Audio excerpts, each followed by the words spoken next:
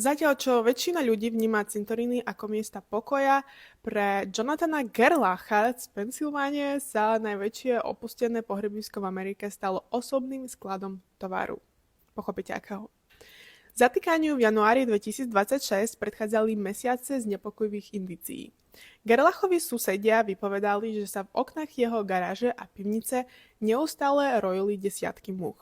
Skutočný zlom však nastal, keď polícia dostala anonymný tip od človeka, ktorý navštívil Gerlachov dom a v súteréne uvidel čiastočne rozloženú mŕtvolu visiacu zo stropu. Tento svedok tiež tvrdil, že sa Gerlach chválil cestou do Chicaga, kde mal predať ľudskú lebku. Vyšetrovatelia zistili, že bol aktívnym členom facebookovej skupiny, kde sa predávali ľudské kosti a lebky.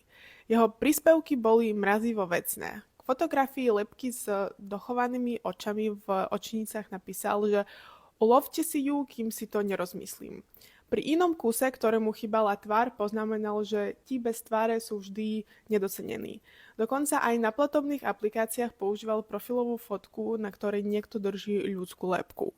Keď polícia 6. januára roku 2026 Gerlacha zadržala, práve sa vracal k svojmu autu s pačidlom a vrecom. V ňom našiel vyšetrovací tím pozostatky 2 detí a 3 lebky. To však bol len začiatok.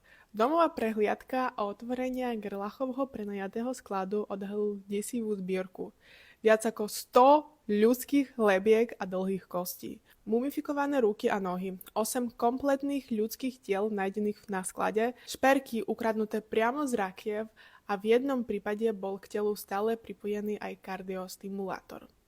Gerlach sa priznal k vykradnutiu približne 30 hrobov, ale počet nájdených pozostatkov naznačuje oveľa širší rozsah. Paradoxom pensylvánskeho práva je, že nákup a predaj ľudských pozostatkov je v tomto štáte legálny, pokiaľ sú získané eticky, napríklad z nejakých aukcií.